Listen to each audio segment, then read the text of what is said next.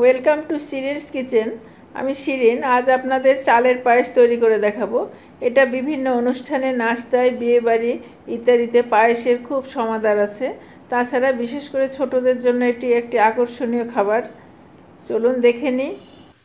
এখানে আমি পোলার চালের পায়েস বানানোর জন্য 4 কাপ মেজারিং কাপের 4 কাপ দুধ নিয়েছি।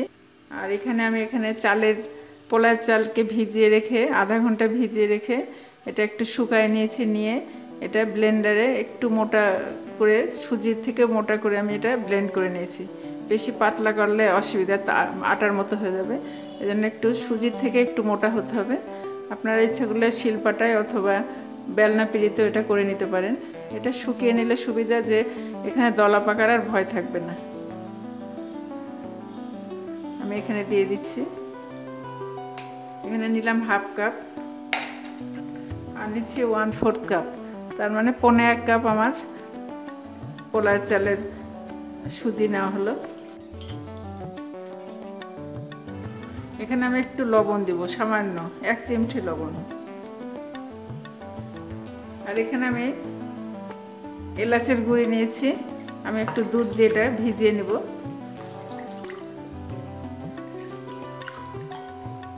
এটা ভিজিয়ে রাখবো, রেখে এটা একটু পরে আমি এটা ছেঁকে এর মধ্যে দিয়ে দেব। এটা গুঁড়াটা দিয়ে দিলে সাদা জিনিসটা দেখতে খারাপ লাগবে, এই জন্য আমি এটাকে ছেঁকে দেব। এলাচের গন্ধটা দুধের মধ্যে সুন্দর চলে যাবে, এলাচের যে ফ্লেভারটা। এটা অনবরত নাড়তে হবে, অনবরত না নাড়লে এটা তলায় লেগে যাবে। এই যে আমার চালের সুজিগুলো।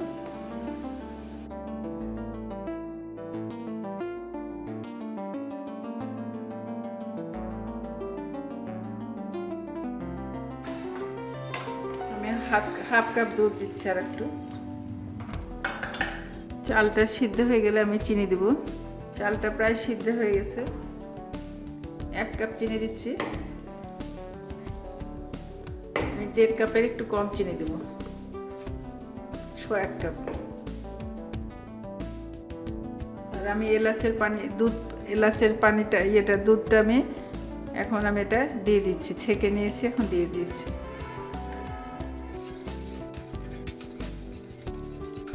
এখন আমি 1/4 কাপ দুধকে একটু দুধ দিয়ে গুলিয়ে নিয়ে আমি এর মধ্যে দিয়ে দিচ্ছি।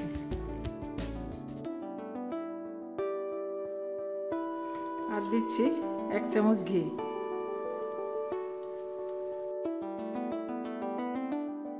আমি 1 চা চামচ ঘি দিলাম।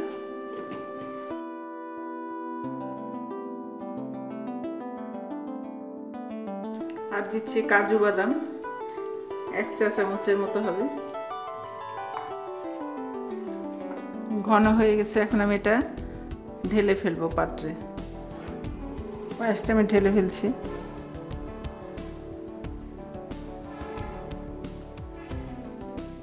এখন আমি উপর দিয়ে কাঠবাদাম আর পেস্তা বাদাম ছিটিয়ে দিচ্ছি। আর চেরি ফলকে আমি ভালো করে একটু ধুয়ে নিয়ে উপরে একটু গার্নিশ করে দিচ্ছি।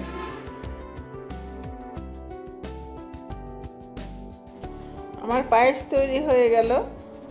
এটি ফ্রিজে রেখে ঠান্ডা করে খাবার মজাই আলাদা।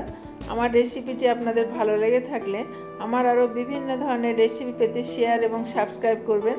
প্রশ্ন থাকলে কমেন্ট বক্সে লিখবেন। আপনারা ভালো থাকেন। ধন্যবাদ।